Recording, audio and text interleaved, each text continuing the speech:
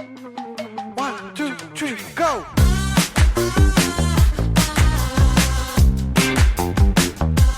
All right. Hey, Gary, what's happening? Hey, Jeremy. What's happening? It's Friday, my favorite day of the week. It is Friday. Can I be honest? Friday is actually one of my least favorite days of the week. Oh, and wow. So I'm a little bit weird, right? I mean, I'm weird, you know this, but like I love Mondays. It is my favorite. For me, Monday is Friday, and Friday is kind of like Monday. And it's not that I don't like want to take time off and stuff like that, but it's like, you get to the end of the week and you've been struggling mightily all week long to sort of knock everything off your to-do list and get all the stuff done you got to do and fulfill every obligation so you can just relax on Friday night and all day on Saturday and Sunday if you're not working. Well, that never happens, right? And so I'm getting to the end of Friday. I'm like, oh, crap, there's the 16,000 things I still need to do. Of those, what are the top 3 I can bang out? And so I dread Fridays because I know I'm going to end the day at 6 o'clock or something like that with like 15,000 things to do before everyone else in the house wakes up tomorrow morning. Connectedly, that's why I love Fridays. Because I find it's unkind to have long meetings on Friday. I think it's like a kind of an unwritten rule in business. Yeah. So I find that I have no important real meetings. Sorry for the people I just talked to on Friday.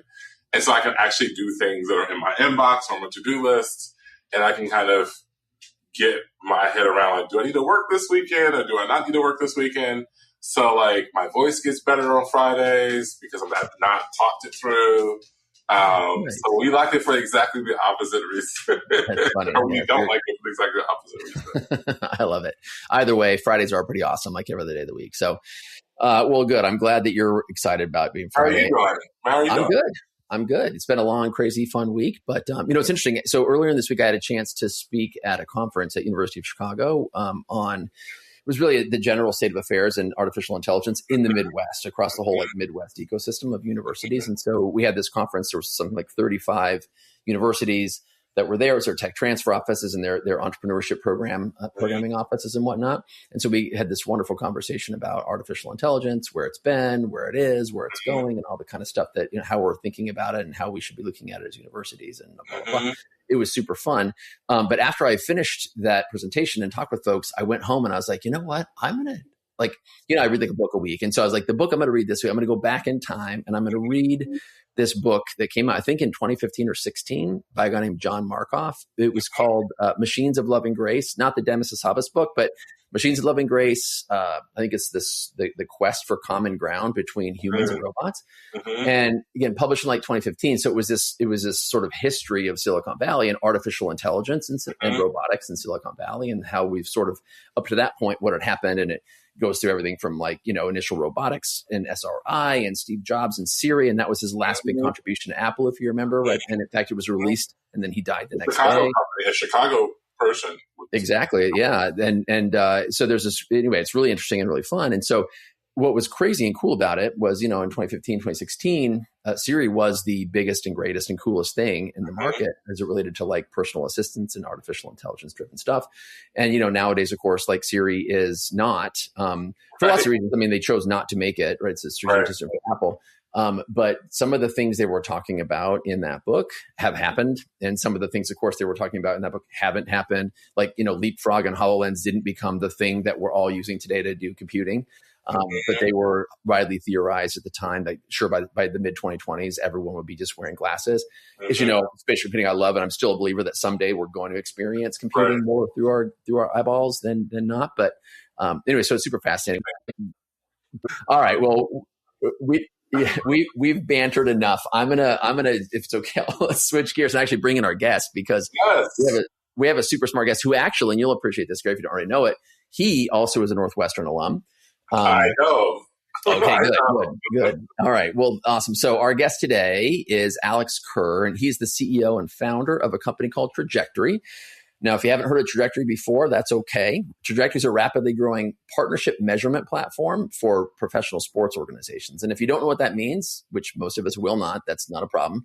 Alex is going to explain it to us. But the reason we have him on Boardroom Blitz is because his story sits at what we think of as the intersection of sports, which is everyone loves, data, enterprise selling, like category creation, and the transition from founder-led hustle, go get it done kind of a mentality into scaled leadership as he's continued to grow the business, raise more capital, and crush it. So we're excited to have you here today, Alex. Thanks for joining us. No, thanks for the intro. And that intro just made me realize that I need to hire a full-time hype man with that exact intro every single time I walk into a room or join a call. So we can discuss rates afterwards, Alex. Just give me a call. Yeah, we'll do. I'll take the recording and transcribe it. But no, super excited. Now appearing, Alex Kerr, CEO extraordinaire. Yeah.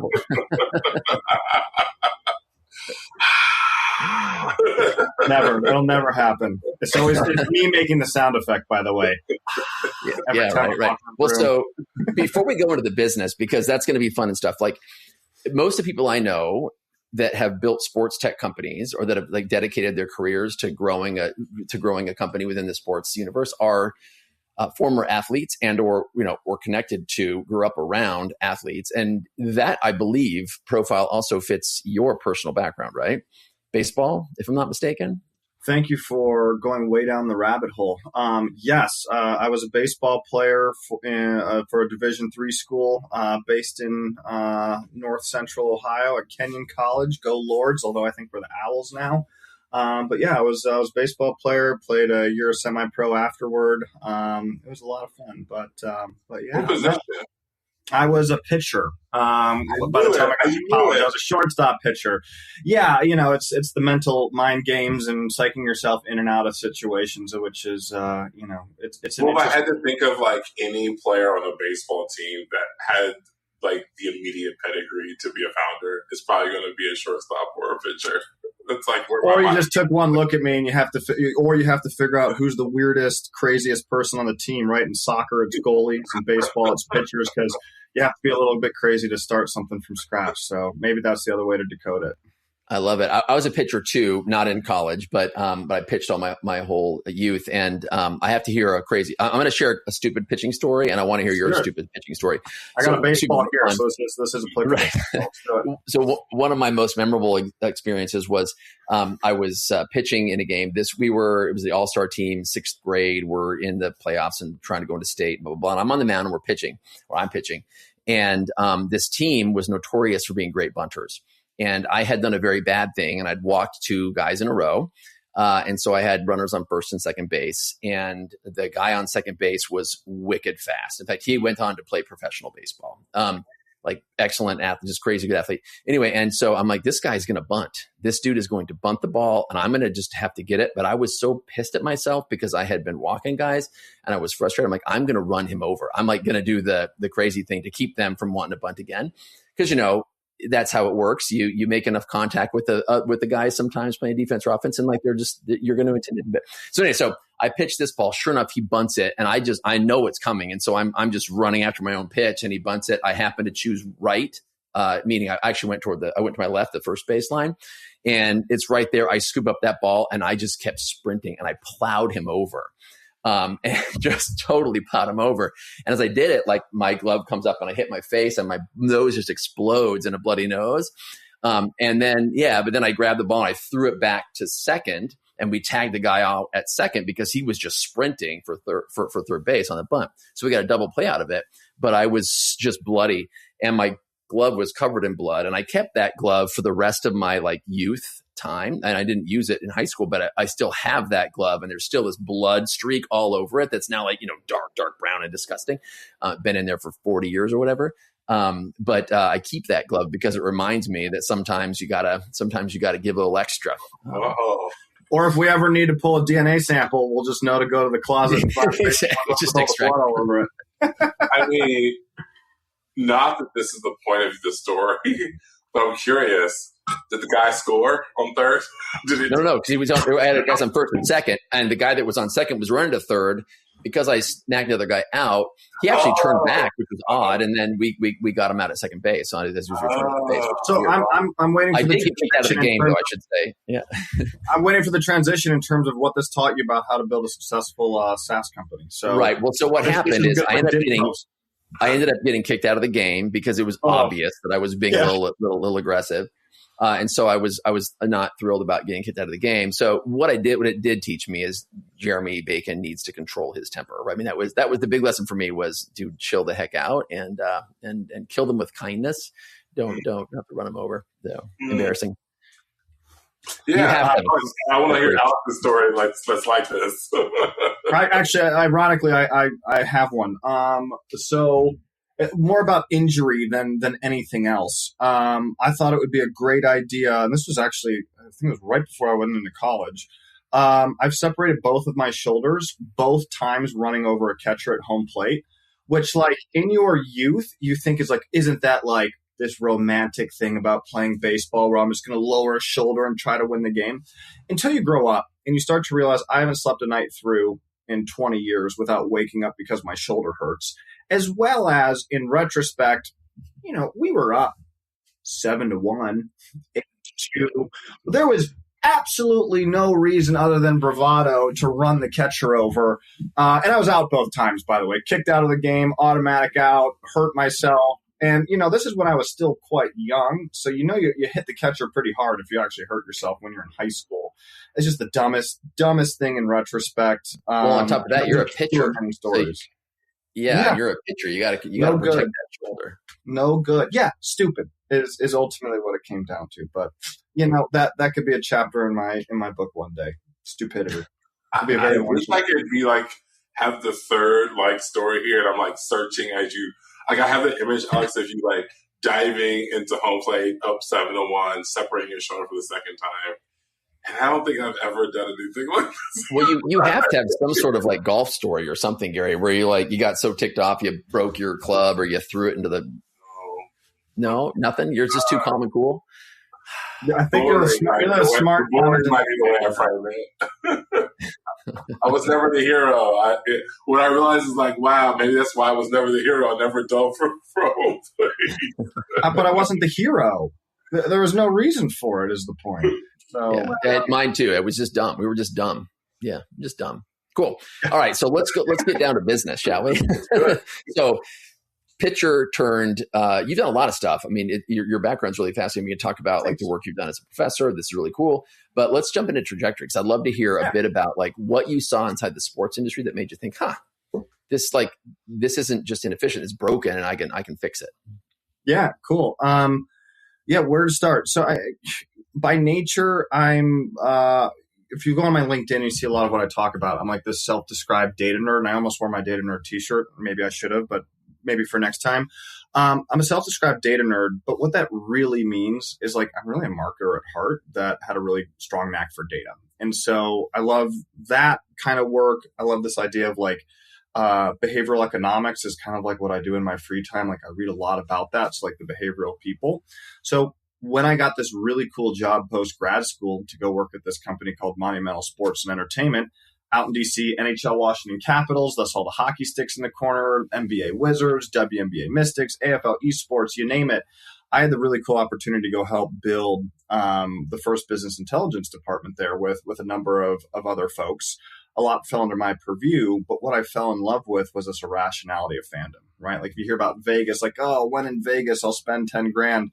The same parts of your brain light up when you're at a sports game. So I can get you perhaps to buy a $250 jersey in stadium that you wouldn't spend $50 on at Target. And I found that really fascinating, especially when my counterparts from my MBA program were like selling toothpaste and toilet paper.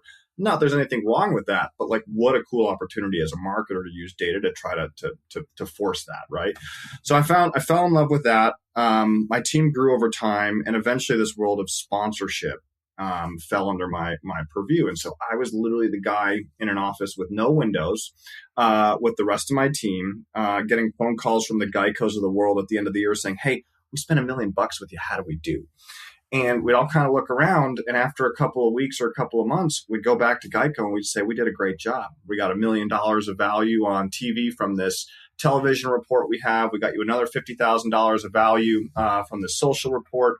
Please spend $3 million with us next year. And it was kind of it's a tongue-in-cheek example, but it's really not that far off from the truth in terms of how this reporting was being done. We were only reporting on 10 to 15% of the overall sponsorship portfolio that was there. And as a data guy, I was just hitting my head against a wall and found it really frustrating. Love the org, but this is just, widespread. So long story short, I did that for, better part of half a decade. I loved it. Great mentorship there. But I eventually came back to Chicago, where I'm originally from.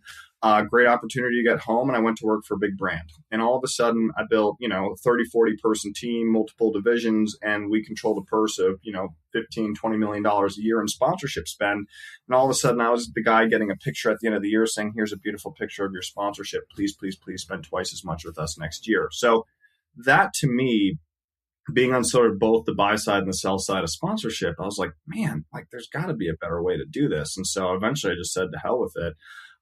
Broke off, started Trajectory. And as you gave me the great hype to start the call, Jeremy, really what we do is we work with the world's biggest professional teams, leagues, agencies, and brands, so both sides of the market, to evaluate really the entire sponsorship spend comprehensively across the market. So yeah, we're a bunch of data nerds at the end of the day is really what it comes down to.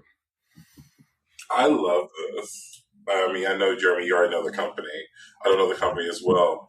But I remember I have a great friend who's the head of marketing at AT&T. And I asked her this question, how do you quantify the impact of a Super Bowl commercial? How does one go in and go, let's do that again? So Alex's company is helping companies try to understand where they should put their dollars and why they should put their dollars. Yeah, no, you actually sum it up really well. What we try to do for brands is, and came out of my experience on it, is if I had one more dollar to spend, what market, what league, what team, what channel is going to give me my best bang for my buck, right? So, and that only answers part of the question. And I'd love to sit here and be like, we do absolutely everything. We slice, we dice. The reality is the answer for AT&T could be a myriad of different things, right? It could be in part what we do, which is valuation and measurement. It could be other things that we don't focus on too. It could be recall. It also could just be because, and I'm not even making this up, because their competitors are spending, they need to continue to spend to block their competitors from being able to do that. So, or the CEO of AT&T just loves sports. It could be that too. Right, for sure. Well, to that end, I was going to ask you this, then maybe you're kind of getting to this, what did you initially misunderstand about enterprise sales in professional sports? Did you think it was just, if I give them the number, they're going to buy? Did you not understand originally that AT&T's got to keep investing because T-Mobile's there too? Or I'd love to hear sort of that, because it's such a relationship driven industry and a relationship driven business. The business of sports, that is. I'm super curious to know if there were things that were we had no idea this is the way it was going to be. I'm going to answer the question, but I'll start by saying I think we were fortunate in that we had eyes wide open in terms of what a lot of the challenges and roadblocks were going to be to sell into a lot of these groups. I think one thing that surprised me was how long the sales cycle really can be in B2B SaaS, and how many decision makers are now part of that world, right? And maybe I'm preaching to the choir a little bit, but I kind of have this glorified idea in my head 20 or 30 years ago. It was let's go have a cigar and a scotch and let's make a deal and have a handshake. And now it's everybody, their second cousin, and every intern is invited to every meeting, and everyone somehow has a fair vote. And it's I know that's not true, and I'm kind of being dicey about it, but it really is amazing how much culture in many organizations has become everybody has to have a voice and it has to be a full team decision, and just how slow that stuff takes. As it relates to the needs and the demands of the market itself, I would say it's kind of a split case. There were a lot of groups that I think very early on recognized a more comprehensive measurement and reporting platform is a good thing. I can report more data, and I can potentially drive more revenue for my organization through better recommendations as to where these groups should spend or where you should allocate your investment. But there are also a lot of people that, for whatever reason, right, either they're not comfortable with data, so data is just an intimidating thing in general, so they don't want anything to do with it, or alternatively, there are a lot of groups out there, and teams specifically that they're in a smaller market. People aren't watching because the team isn't performing well, and their sponsorship is not worth what they're selling it for. That doesn't mean they should sell it for any less, but it does run into an issue when you're trying to be a currency grade platform like us. Like, we don't just change numbers for the sake of changing numbers, where a lot of these groups actually don't want to know what the damage is, and they certainly don't want to report it back to their partners because it's a pretty damning look. So yeah, it doesn't look great. I think that's a surprise too. Well, yeah, two things you mentioned I want to hit on. Well, one I'll hit on, one I want to lead to a second question. But you mentioned this notion that, especially nowadays in B2B enterprise sales, the mobilizer inside the organization, it's not like you have a buyer anymore. There's a committee in almost every. It's no longer transactional. Everything's decision by committee, which is terrible. And so having your mobilizer, whether it's early wins or even like as you start to scale, you still need that mobilizer internally. And, because you've got everyone from finance and IT and the user group, and everyone and their sister, aunt, brother, and cousin comes to the table and has an opinion. Have you found in particular one or two, I guess, things that have made it easier for you guys to break down those walls? I have a couple of things I talk about a lot with students and with founders that I work with, but I'm curious if you guys have a methodology that you've sort of developed to really break down that wall to get through procurement, to get to yes. Man, I feel like you're asking this question and like perhaps there's some like beautiful tactic that I've used. I'm actually going to go more mushy gushy. I really love building teams everywhere I've gone in my career. And one of the things that it's easy to say all this stuff, by the way. So anyone who's listening to this, it's like, oh my God, Alex is just saying all the cliche things. But like, I really try to adhere to the like no asshole rule. Leave your ego at the door. You're just as likely to see any of us doing the grunt work as a VP, as an intern, and everything in between. And I think when you establish that kind of culture, especially on the sales end, you end up at times, not always, right? We have really created some like genuinely like really good human beings that I think have done a really good job at not forgetting that sales is about building relationships, and oftentimes that's a long-term game. And so I think the way that we have found a lot of internal champions and cut through a lot of that red tape and gotten through procurement a little bit faster is that while it certainly is a transaction, like I'm not going to sit here and say it's not a transaction, like we're a for-profit company, we're trying to make money, but there's also still a way to build authentic relationships to garner internal support that can help move things along. And I have generally found that being more amenable and friendly and nice and kind generally cuts through things a little bit faster than taking a hard stance, which again is easy for me to say, and I don't always practice that. Sometimes I can be a little forceful when I'm talking to my own vendors, but I think that has been a piece that I have found has helped us, especially in the face of I know where a lot of our competitors have just issues, right? I think we have a little bit more life in the relationships we build, but probably every CEO would say that. Well, I love that because, my job before I started my company was selling and installing software, but within a big kind of one of the big four consulting firms. And the partner I worked under used to say, people do business with people they know and they like.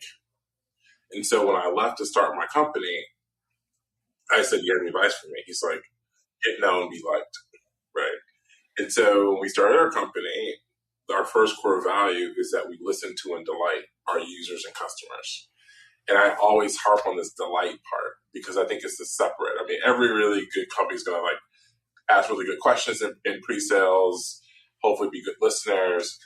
But are you really trying to bring a little bit of something to the meeting? Because people work with people, and your technology could be built by many different vendors.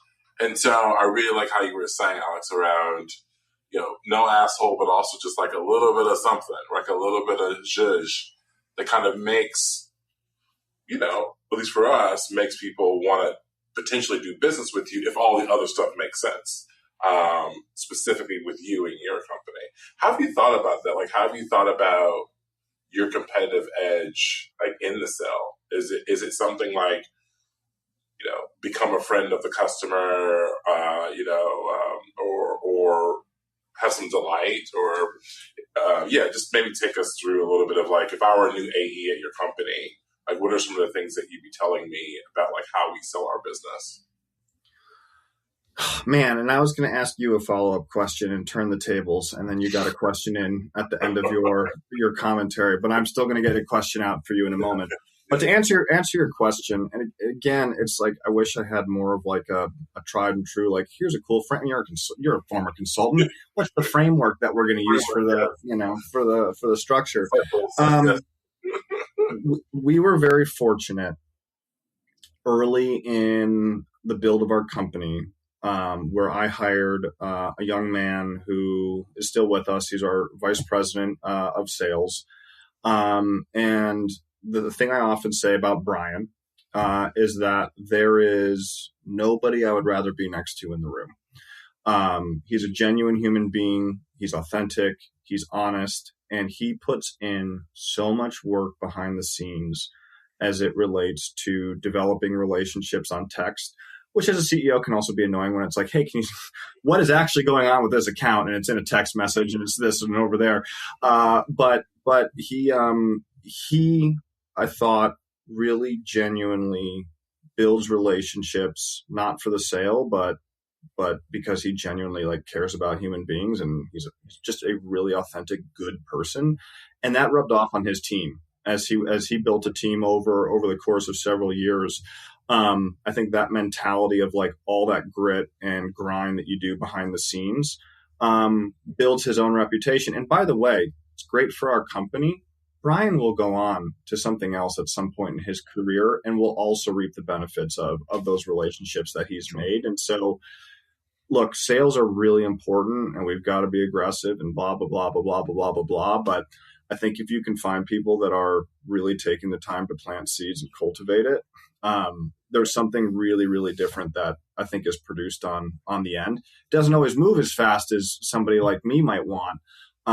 But I think sort of that mentality and that approach, if you can find people like that, generally work out really, really well. So we're lucky to have folks like Brian, and there's many other people on our team that are similar in that way. That's awesome. So I want to actually, if I can, follow up with you on that point a little bit. Sure. So now today, Trajectory works with, I think, half or almost half of all the professional teams in North America, Something like that. and more than 2/3 of the NHL, right? So things are going great. You got a long way to go, building effectiveness, et cetera, et cetera. But you guys have sort of reached a point where your voice is now being heard by the industry, which is great. And certain things have probably gotten easier. Certain things have gotten a lot harder because you're now you're kind of the king of the category, or you're the heir apparent, if you will, to the king, being the king of the category, which is a big deal. So I'm curious, like for you, like what as you've been hitting that growth trajectory, like what started to break down first, and then to add to that, where did you have to hire ahead of the company's growth, and maybe where did you wait too long to hire in a couple areas that you're kind of like, had I done that sooner, it would have been better? Great question. I think, yeah, and for anybody that has built a company, right, there's kind of the like building the ship of Theseus, like as you're building it as you go sort of situation, and it's kind of this step where it's like you need to sell more to hire more, and it's a never-ending spiral, and hopefully one day you're able to pull out of the gravity of it all. I would say where we really tried to get ahead early on, and maybe we did it well in some quarters, and maybe we didn't do it as well in other quarters, but we really did try to take an approach of, if we're going to scale, we need to have like customer success folks that are really going to help sort of usher and steward these folks in and intake them and do right by them. And by the way, like when you're a starting company, like it's not that you're duct taping everything together, but you're plugging holes and you're trying to figure it out as you go. And so you need people that are going to be able to do that and plug those holes, right? So, there were certainly some quarters that maybe we were a little bit more lean than we wanted to, but I think we generally did an okay job at hiring CS people. Although I'm sure anybody who's listening to this from my CS team would be like, bullshit, like, no way. Understand. Double the team right now. Triple the team right now. Yeah, everyone's going to, no one on my team's allowed to watch this. But the other thing, though, is I also have always carried the mentality from one of my advisors who said this, and it stuck with me, was when in doubt, hire a good engineer. And so I've always tried to err on hiring engineers and people that can help us actually build the product, right? Instead of being paper SaaS, we want to be real SaaS and real software. So instead of just having manual people doing this stuff behind the scenes, we've really shied away from that. So I think we've hired ahead. To come full circle, though, and to answer the back half of your question, where perhaps did we not do well enough? Again, the people that help you get from 0 to 1 is a really, really special group. But oftentimes, the people that then help companies scale from 1 to 10, it's not all the same players, right? You want those players to make that leap and to make that jump. And at least in our experience, the way that I would sort of thematically talk about it was like, it was 0 to 1 was like shoot by your hip and like, who's the next person up? And I can do that. And I'll raise my hand and I'll be the guy that solves it. And it was this just really kind of cool, like, who can do it? Let's do it. Let's throw our best person up there. But as you get bigger, you need to start to operationalize. And well, it's like a professional sports team or not. Like you need utility players to get on the field, and then you need specialty players to win, right? That's just how it works. Yeah. Oh, wow. Great circle back to the whole thing. That's going to be the teaser to the whole thing. It's just my mind going to the sports analogy. But you are dead on.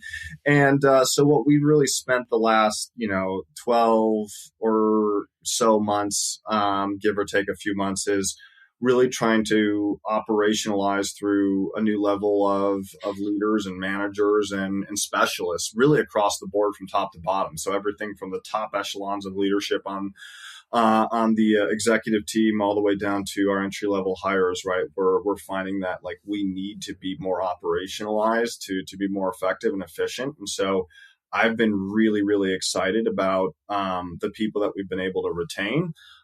We've lost really bright, smart people who just, we're not a Microsoft or an Apple. We don't have billions of dollars to spend. And so, we will lose good people who are worth a lot more on the open market. And so we've had to say goodbye to some really great talents. But that's also, I think, one of the things that is really, really natural. And actually, I know you didn't ask this question, but now that I have the microphone, the big challenge that we're sort of faced with right now is like, I think a lot of people are feeling uneasy. Like, oh man, like one of our managers left, or one of our directors left. And it's like, guys, like this is super natural. And yeah, like we've got some great people, but like, guess what? Now we get to go hire someone who has the experience and who has actually been through this, as opposed to a lot of those early day folks were like, hey, you know what? We're just going to figure this out as we go. So I actually am more excited about where the business is than I ever really genuinely have been. And I also, I think, have to say that, but I actually mean it in this case. But I know that some people are looking around and they're like, man, this team looks different than it did 2 years ago. And it's like, yeah, for sure it does. So anyway, sorry, off my soapbox. No, it's great. So, well, to that end then too, right? So given that change is normal, you, in fact, part of your job, and you've already started to experience this, you'll experience it even more as you continue to grow. Your job is to always be hiring and helping everyone in the organization to succeed inside or outside of the organization. And that's totally fine, right? It's great. So I'm always curious, especially in growth stage companies, where you as the founder sort of still see yourself as the best person in the company to make a certain decision.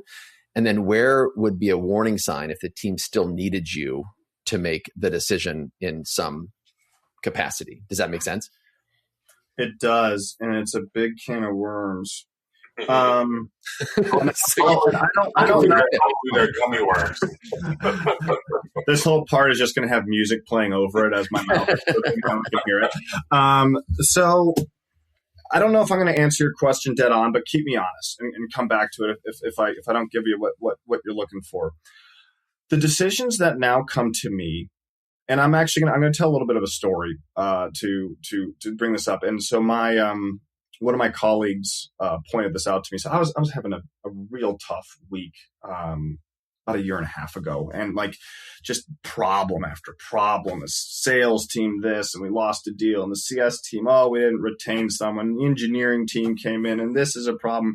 And it's like that has always been my job, but like this just week in particular was just kicking my ass. And my partner in the business at the time came in, and he was like, "Hey, like we got this other problem here," and I'm close with him, right? And so I can be a little bit more vulnerable. And I just put my head in my hands, and I was like, "God damn it! Like this is just unbelievably just tough right now. Like what the hell is going on?" And blah blah blah blah blah.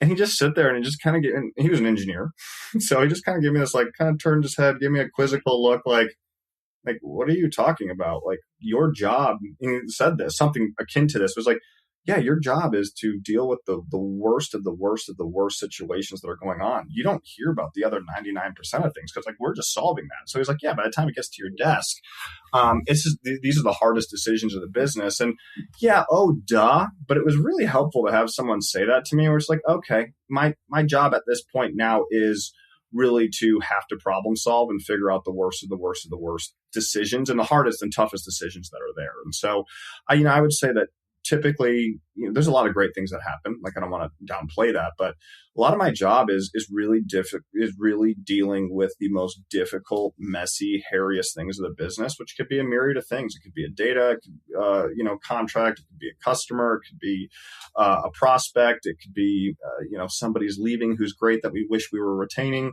But yeah, and that actually leads into my other piece of this, which is like, sitting in this seat, unless you've done it before, most people don't understand how lonely the chair can really be at times. And by the way, I'm fine, blah blah blah blah blah. But it is. It's really hard to understand just how difficult it can be at times. Oh, plus, everything you just said, like hit me in my soul. Yeah. Plus, and we'll try later. Yeah, we'll probably later. We're off camera. But I wonder if you feel this as well, which is the sense that I sit in a very privileged chair too, right? It's very hard to fire the CEO founder. Almost never really happens if things are going decently well. When you do layoffs, when the business is growing, or when the business is not, you're going to probably have a job. And really, everyone's focused on your growth because the growth of the CEO professionally has to be ahead of or equivalent to the business growth. Where the growth of that first marketing hire, no one's potentially managing their career to make sure they have. So it's like this weird, for at least for me, I wonder for you, Alex, of like, boy, it's so lonely, but I understand the privilege that I have as well. Absolutely.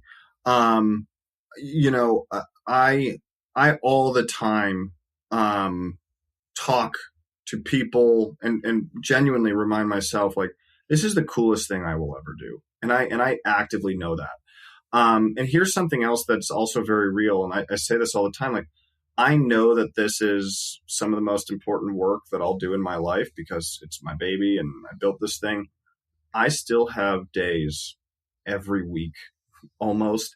I'd trade all this for a box of Twix bars.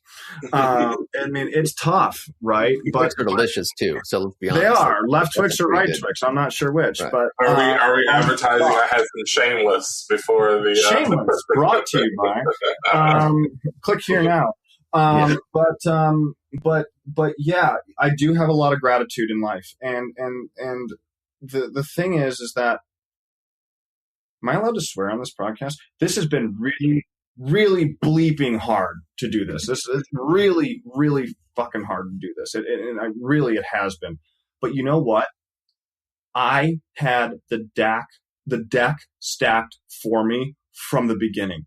I have two super supportive parents and family members.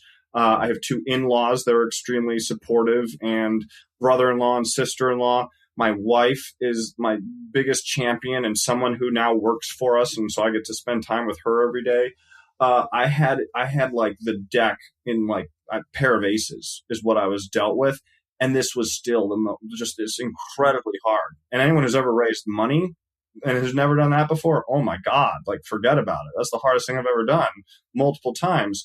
And so like, by the way, most founders don't have that. They have other obligations. Like, they have families, they have all these things. So it's like, thing that I think like, yeah, man, I got a lot of gratitude because I realized that like this was really hard as it was. And like, I was super lucky to have all of the support systems and mechanisms and advisors to help me along the way.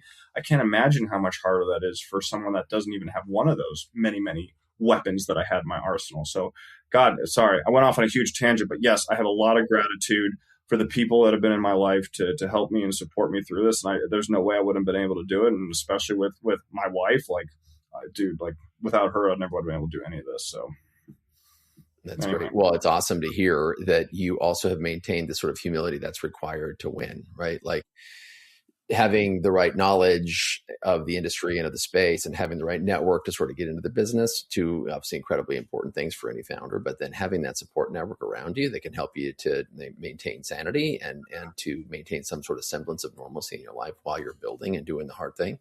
It's the best thing ever. I share your sentiments there. I've been the luckiest guy ever. My wife is the best and my kids are the best. And it's great having that in your life.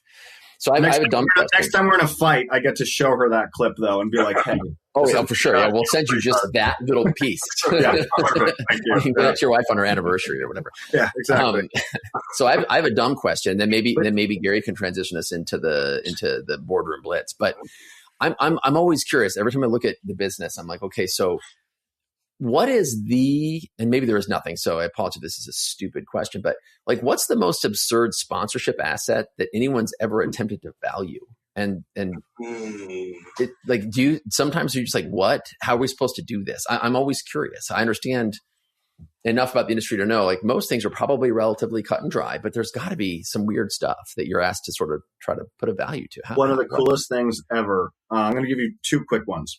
So back when I was at Monumental Sports, this world of esports was just starting to get really popular, and Monumental, always forward thinking, had the great idea that we're going to buy a stake in this massive company called Team Liquid, right? One of the biggest e-game or esports teams that's out there, right? And so this was all going on. They're going deeper down the rabbit hole, and NBA 2K, that game, right, is now starting to come out. And Monumental and the Wizards were one of the first teams that was going to be featured in that game. And so they came to me as the data and the sponsorship analytics guy, and they said, hey, we need you to put a rate card and evaluation together on what we're going to sell all of our sponsorship for in the video game. I was like, wait, what? And they're like, yeah, like the LEDs and like the chairs and like the signs you see around the stadium. It's going to be a perfect 3D mock-up. I need you to figure out what you're going to sell that sponsorship inventory for in the video game. And that was like one of those moments where I was like, this is crazy, but this is so cool. And I know this is like super normal now, and people are going to be watching this and being like, yeah, Alex, it's not that big of a deal. But it was really neat at the time to be one of the first people to sit there and say, okay, well, how do we figure this out? What's the math that we want to put behind it? So how do we do it? And that was a really, really cool moment for me. That was just like, wait, how do I do this? And then you think through it like you do with most things, and you have good people around you and you figure it out.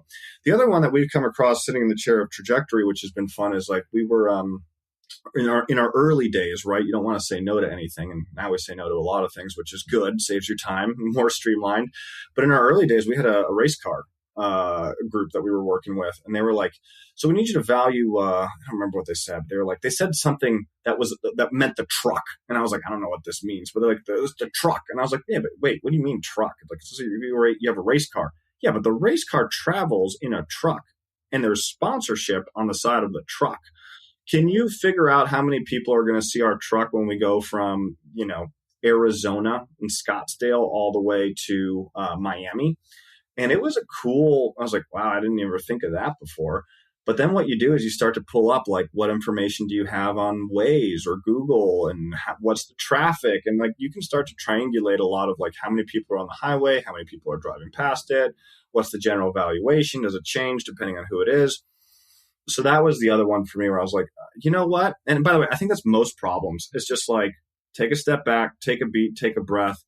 And the big thing is like, to start, don't let perfection get in the way of good enough. Like, start with something and then iterate and improve it. So that's usually how we try to approach data problems at large. But I remember that was an interesting one for us to try to undertake. Super fun one. Amazing. It's cool. Can I just tell a small story that came up when I was imagining a truck? Gary, we're here for you, man. So whatever you want to talk about. One of my advisors was the VP of R&D at a food company. I won't say the name of the food company. And Earmark. I don't know if that's true, by the way. I'm just being silly. And you'll be able to get it really easily. One of their big products is turkeys. And apparently, he's telling me this story where he's at home cooking, preparing Thanksgiving meal, and gets a call that millions of SKUs of turkeys were bad. And so this emergency meeting happens, and they go and get like 10 semis to take these bad turkeys. They had gotten some plot of land in Georgia where they were dug a big hole, and they were going to go deposit these turkeys into this hole. And so when you were telling your story, I was just imagining this, but it gets better. Apparently what happened, so they thought they had solved the problem. The turkey's going to go to Georgia in the hole. And apparently one of the truckers decided to stop off, and because the truckers didn't know what was in there, stop off at the truck stop and said, "What you got?" They go, "We got a lot of turkeys." And she's like, "Well, I want a turkey." And was selling these bad turkeys headed for the dirt at a truck stop. And so there was a small contagion of people. And I was just imagining, like, you drawing an ad on. Yeah, so anyway, sure. that was what was going on in my mind.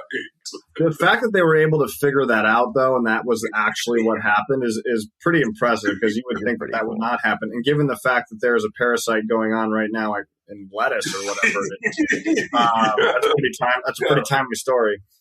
Yeah. Could you imagine that's how like patient zero starts, where it's just like a turkey contagion, and that's how I bought a turkey on the side of a highway in like middle of nowhere, Alabama, or something like that. As one does. As one does. Yeah. Well, yeah, like the peach and vegetable stands on the side of the road from time to time. Yeah, it was a warm turkey that had maggots on it because it was so gross. But I thought, what the hell? It's going to be tasty. I'll take it home and cook it. Sorry, I diverted us on that. Love it. All right. Well, with that, let's ask you a couple of initiate the blitz. Yeah, initiate the blitz. Let's do it. What do you got there, Gary? All right, your blitz machine. What's the most corporate BS phrase you've ever used in a meeting, and do you regret it? I literally used this a week ago. But it's the phrase of like, whatever the context is, but guys, I really think we're in a situation here where 1 + 1 could equal 4. Like this is we can get this figured out. Like this is really going to amplify and go. And I mean, like, I catch myself like saying jargon all the time, and I try to strip it out. But like literally last week, as I was saying, I was like, man, I sound like such a shill right now. But yeah, that's. Well, then you're also waiting for the guy or gal on your team who just loves like needling you to be like, that's actually impossible. No, always. But then the other side of the room are just like, yes, one. Right here. Excellent. Write that down. There's nothing. But fortunately for me, I lost the room a long time ago with my staff, so they just know to laugh at the jokes and move on, and they'll be left to their own humor you. So, yeah, exactly. Nice. All right, next question for you. Okay. My little blitz machine says, or is asking, what's the dumbest thing you believed about the C-suite before you got there? So, okay, can I give two things? Am I allowed to give two things on the list? I'll give you one that I believe, and then one that I've seen. Conspiracies do not exist in the C-suite level. And I say that being in the C-suite level. And what I mean by that is I've been around, not just here, but at other places where it's like, oh, they just broke from a meeting. You know what? Here's what I really think that the C-suite is directly thinking about with the company. And what did he actually mean when he said, I am telling you, for anybody who's listening, who's not in the C-suite, and if you are in the C-suite, I want a note and a message from you and tell me if I'm right or wrong. There is all we want genuinely is for everybody to be successful and for the company to work. And coming back to what I said before, my biggest stress, honest to God, is I want to keep people employed. And I mean that so much. I care so much about our team. And even if you don't think your C-suite does, I'm telling you they do. Nobody wants to screw with people's lives, ever. People want to do good by people, generally speaking. And so there is no conspiracies going on of like, oh, what are they going to do with that? Yes, we have to make changes at times, and we talk about hiring things, but there are no conspiracies. And I would say the rite of passage that I went through that I was wrong. I was a bright-eyed, bushy-tailed, cocky MBA student, and I, thought I was smarter than all my bosses. And I see that a lot with our mid and late 20-year-olds at our company, where it's like, oh, yeah, this guy. Guys, I'm telling you, all we want to do is succeed. But you will understand when you get to your 30s and your 40s and beyond that experience gives you a different perspective on things. So I promise you, and I learned this, your bosses are actually quite smart. The way that they go about working might be a little different, but it's based probably on some pretty good experience. So probably on a couple of decades of doing it. I've said amen like 1,000 times in my head as you went through that. Yeah, that's great stuff. I don't have Oh, sorry. Go ahead, Gary. It's my turn, right? Yes, it is. I was just saying something dumb, so it's fine. What's the worst advice an older or younger colleague ever gave you, and did you take it anyway?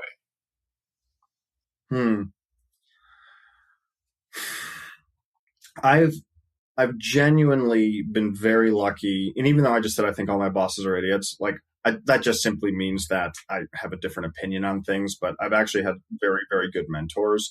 But I do remember one of my bosses saying, the way that I have always found to get ahead is you have to say yes to everything. Say yes to everything that someone asks of you, no matter whether or not it's something that you have time for or you don't have time for. And I think what they were trying to say was generally right, which is like early in your career, you should say yes to everything because people will be impressed and you get in front of people and blah, blah, blah, blah, blah, blah, blah, blah, blah. But I have learned in the seat that I sit in now, I have to say no to a lot of things. And I genuinely love, oh man, I'm going to get myself in so much trouble. I love genuinely meeting and talking to people and investors and things like that. But I can't meet with all 32 PE companies that email me every single day saying, I just want a half hour of your time. Let's get lunch. I can't do it. I don't have the bandwidth. So I would say saying yes to everything, depending on your role, is a bad piece of advice. 100%. And you got to manage it more and more and more as you move further and further and further down the path, for darn sure.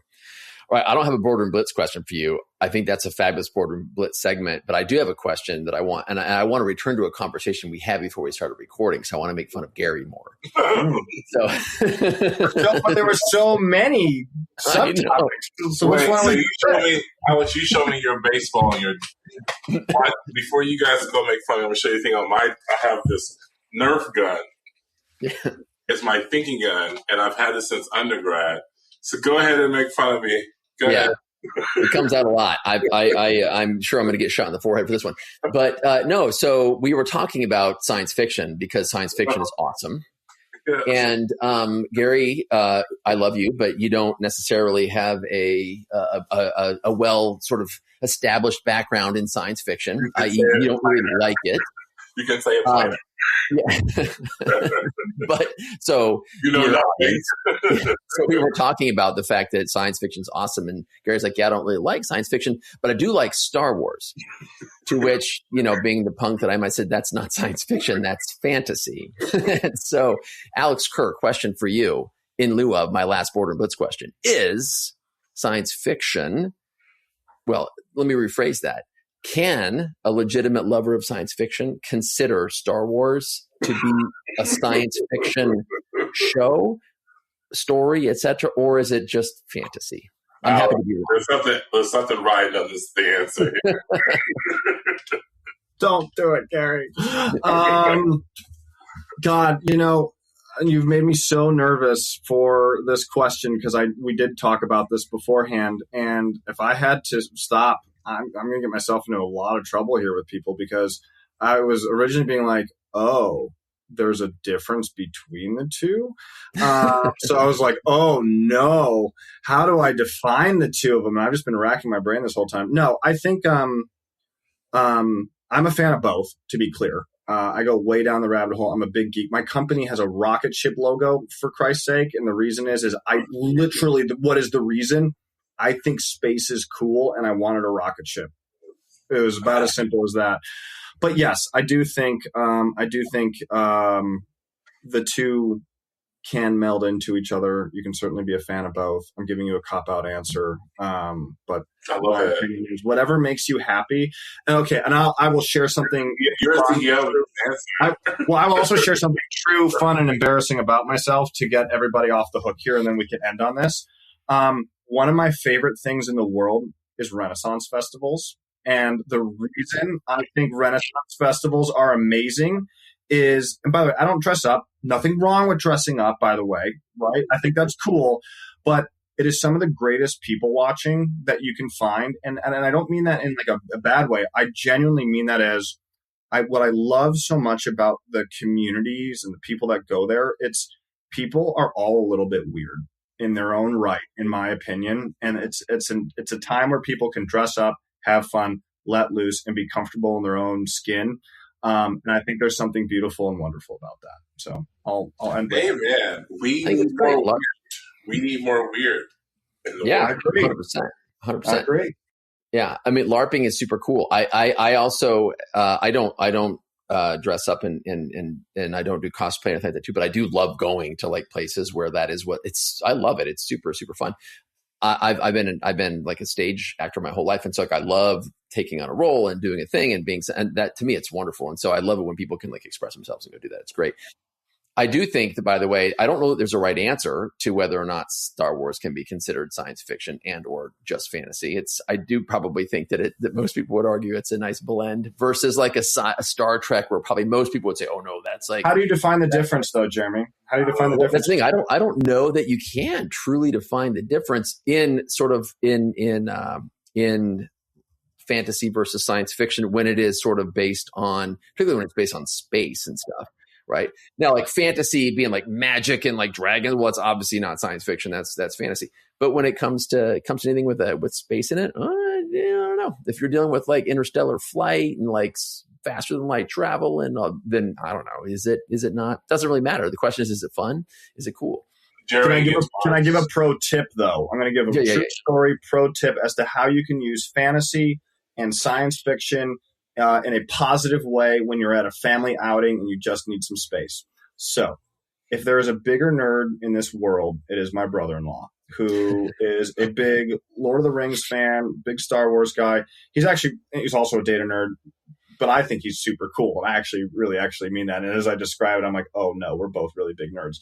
However, we have a secret code where if we're at a family outing and we just need a minute, or, all the family's over at Thanksgiving or Christmas or whatever that is, I will go, Dave, I have a question about Star Wars. And he'll be like, oh, let me come over. And immediately we'll just be left alone. And I don't actually have a question about Star Wars, but that is just our thing. I'm like, Dave, I have a question about Star Wars. Right. And he'll be like, oh, yeah, okay. Yeah. And then everyone just clears out. And then we just have like 5 minutes just to like relax and like decompress. So hang out, talk about the Black Ops. Yeah. So we have the secret code. And I encourage people, find your fantasy, sci-fi weird thing. And that's a really quick escape for most people to leave you alone. So I got pushed really hard on this once. Probably at a neighbor's party. I can't remember where it was. There was definitely long conversations and probably beverages involved in this, but like I got pushed so hard on this question once, and I was like, well, fine, like let's then define it, and then I promise I'll shut up, and we can cut this from the show too if it's too stupid. But like, science fiction, right? You're exploring the possibilities, like speculative science with technology, right? But fantasy, you're dealing with what's generally like impossible. So like science and supernatural stuff, right? Okay, that's helpful. I probably should have known that. That's why I would say that Star Wars is fantasy, because the Force does not exist as a thing. There is no midichlorians in your blood, right? And it's just not something that nature produces as far as we know it. Therefore, it's probably more fantasy. But what's funny is the first aliens that like come and meet us on Earth are probably going to come like wielding Force powers, right? So who the hell knows? But I will tell you, though you're right there, I have met Luke Skywalker in my dreams. Nice. As a kid. I did have a lightsaber also as a kid that my mom bought me. Great. So some parts of this is, not so fantasy. It's come to be. But I also admit, and this is like even deeper embarrassment, that I slightly confused Star Wars and Star Trek when I said Star Wars. That just means you haven't watched them enough, Gary. I realized, no, Don't ever tell anyone that ever again. Keep the train's left the station at this point. All right. Well, we should probably quit while we're ahead. Alex, it was super fun having you on today. Very much. Thanks for hanging out with us for a while and chit-chatting about all things business and sci-fi, fantasy, weird stuff, and baseball stories and everything else. It's lots of fun. Thank you. I had a great time. Thank you for the invite. Anytime. Absolutely. Awesome. Boardroom Blitz is proudly presented by 1871, the world's leading nonprofit community dedicated to helping founders, innovators, and growth stage companies thrive.